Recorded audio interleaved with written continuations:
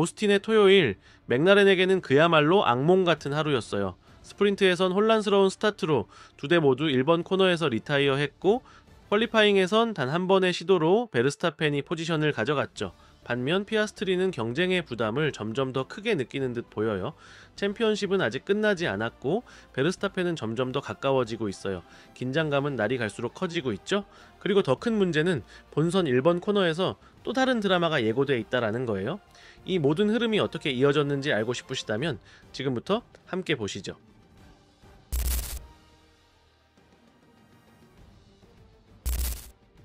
오스틴에서 열린 스프린트 레이스는 서킷 오브 아메리카스의 1번 코너가 보여줄 수 있는 전형적인 혼돈으로 시작됐어요. 충돌, 드라마, 리타이어. 오스카 피아스트리는 출발 자체는 좋았어요. 하지만 1번 코너에서 랜도 노리스에게 일명 크로스를 시도하다 휠켄베르크와 부딪혔고, 휠켄베르크는 프런트 윙을 잃었어요. 그리고 이어서 이번엔 노리스의 리어 타이어를 아예 날려버렸죠. 이 모든 게 첫 섹터도 차에 지나기 전에 일어난 일이었어요. 게다가 알론소까지 사고에 휘말려 리타이어. 맥라렌 2대와 에스턴 마틴 1대, 세대가 단 한 코너에서 빠져나간 거예요. 오스틴 특유의 스타트, 코너의 형상과 오르막 구조 덕분에 모든 시도는 고위험 선택이 되죠. 경기 스튜어드는 이 상황을 레이싱 인시던트로 판단했어요. 그리고 솔직히 좁은 공간, 낮은 시야, 치열한 자리 싸움 속에선 반박하기 어려운 판단이었죠. 자, 그런 혼돈 속에서도 기회를 놓치지 않은 드라이버가 있었어요. 츠노다는 파편을 피해가며 무려 11계단을 올라섰고 결국 포인트 존 안에서 스프린트를 마무리했어요. 사고에 말리지 않고 기회를 살린 정말 훌륭한 판단이었죠. 네, 휠켄베르크는 프런트윙을 교체한 뒤 경기를 이어갔고, 스트롤은 경기 막판 오콘을 무리하게 추월하려다 브레이크 타이밍을 놓치고 충돌했어요. 결국 둘 다 리타이어 했고 스프린트는 세이프티카 상황에서 종료됐어요. 상위권 드라이버들의 마지막 배틀은 그대로 무산됐죠. 세이프티카가 나오기 전까진 조지 러셀이 베르스타펜을 강하게 밀어붙였어요. 순간적으로는 우승까지도 기대할 수 있었지만 추월 시도 중 타이어를 과하게 쓰면서 페이스를 잃고 말았죠. 베르스타펜은 침착했어요. 위험을 피하고 러셀의 실수를 유도해 다시 선두 자리를 지켜냈어요. 메르세데스는 특히 러셀의 페이스가 좋았고 그는 결국 2위로 피니시했어요. 사인츠는 초반 혼란을 잘 피하면서 포디움을 챙겼죠. 한편 포뮬러1 중계에 대한 비판은 이번에도 이어졌어요. 러셀과 베르스타펜의 배틀, 해밀턴과 르클레르의 싸움까지 중요한 장면을 놓쳤다는 지적이 많았고, 사인츠는 이미 공개적으로 중계 품질에 대해 불만을 나타낸 적도 있었어요. 이번 스프린트는 그 문제를 더 명확히 드러낸 사례였어요. 또 다른 논란은 베어먼의 페널티였어요. 안토넬리와의 포지션 싸움 도중 살짝 트랙을 벗어났지만 눈에 띄는 이득은 없었어요. 그런데도 10초 페널티가 주어졌고 하스의 홈레이스는 결국 마지막 자리로 마무리됐죠. 레이스는 베르스타펜의 완승이었어요. 스타트부터 피니시까지 흔들림 없이 리드했죠. 하지만 이번 스프린트에서 가장 큰 의미는 따로 있어요. 맥라렌 2대가 모두 리타이어하면서 베르스타펜은 8포인트를 챙겼고 두 라이벌은 0점이었어요. 보통 스프린트에서는 포인트 차가 크게 나지 않지만 이번엔 상황이 달랐죠. 이번 한 경기로 베르스타펜은 확실히 격차를 좁혔고 맥라렌은 내부적으로도 긴장감이 커지고 있어요. 이미 두 드라이버 간의 분위기가 편하지 않은 상황에서 이제 외부의 압박까지 더해졌어요. 질문은 하나예요. 맥라렌은 언제까지 이 네덜란드인의 방역을 그냥 지켜만 볼 건가요?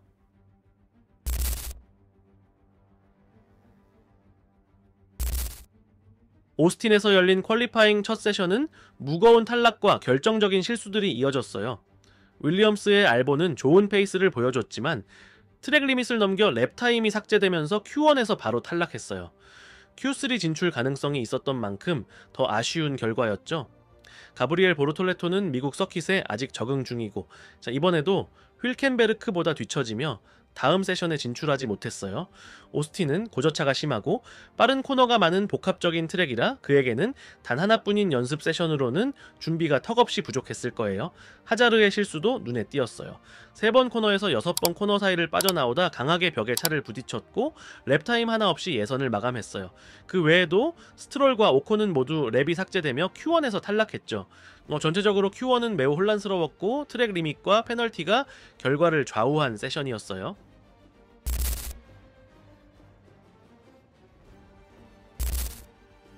Q2 세션은 전체적으로 조용하고 큰 사건 없이 흘러갔어요. 가장 눈에 띄는 탈락은 니코 휜켄베르크였어요. 스프린트 예선에선 깜짝 활약을 보여줬지만 이번엔 Q3 진출에 실패했죠. 알핀의 두 드라이버인 콜라핀토와 가슬리도 존재감을 보여주지 못했고 결국 또다시 컷오프 라인에서 탈락했어요. 이번 시즌 프랑스 팀의 부진을 그대로 보여주는 결과였죠.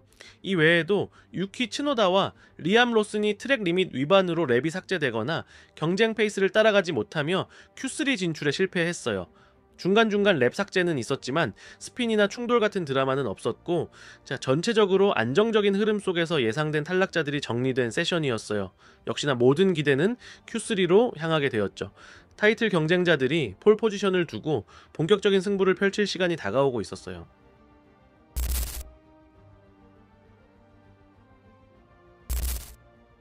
Q3에서 막스 베르스타펜은 왜 자신이 포뮬러1 역사상 가장 위대한 드라이버 중 하나인지를 다시 한번 증명했어요. 그는 단 한 번의 플라잉 랩으로 폴 포지션을 가져갔고 두 번째 시도는 아예 시작도 못했어요. 피트에서 나올 때 타이밍 계산에 실수가 있었고 결국 체커기를 넘기지 못했죠. 하지만 그럴 필요도 없었어요. 첫 번째 랩이 워낙 강력했거든요. 랜도 노리스에게 무려 0.4초 가까이 앞섰고 개선 여지도 남아 있었어요.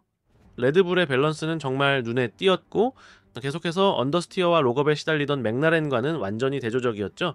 피아스트리는 특히 힘든 하루였어요. 스프린트 리타이어 이후 차와의 호흡이 완전히 어긋나 있었고 결국 6위에 그치며 상위권 싸움에서 멀어졌어요.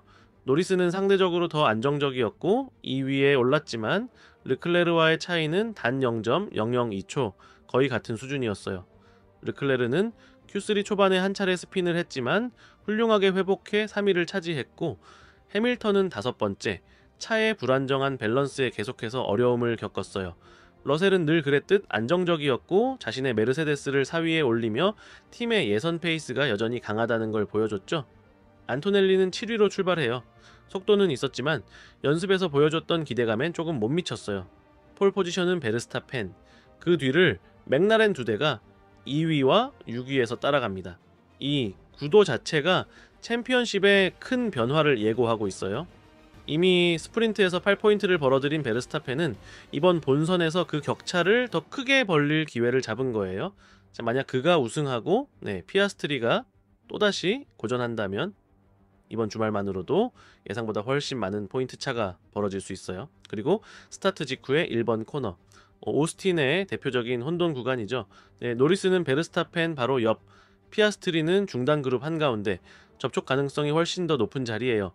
실제로 스프린트에서도 그 중단 그룹에서 사고가 발생했었죠. 앞쪽 충돌 때문에 큰 피해는 막았지만 그 구조 자체가 이미 위험을 내포하고 있어요. 이번에는 심리전도 중요해요. 베르스타펜은 지금 자신감 넘치고 차는 안정적이고 스프린트 우승까지 안고 올라왔어요. 반면 맥라렌은 기술적인 불안정과 내부 긴장까지 겹쳐 있어요. 성능 차이, 심리적 압박, 그리고 점점 커지는 챔피언십 부담감, 이 모든 게 피아스트리와 노리스에게 위험한 조합이 되고 있어요.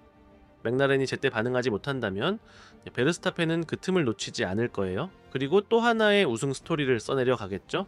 그런 의미에서 이번 전개는 챔피언십 전체에 좋은 자극이 될 수도 있어요. 긴장감이 다시 살아나고 있으니까요. 영상이 마음에 드셨다면 하이프 버튼 누르고 좋아요, 구독, 알림 설정까지 부탁드릴게요. 결승선 채널은 매일 새로운 영상으로 돌아옵니다. 감사합니다. 다음 영상에서 또 뵐게요.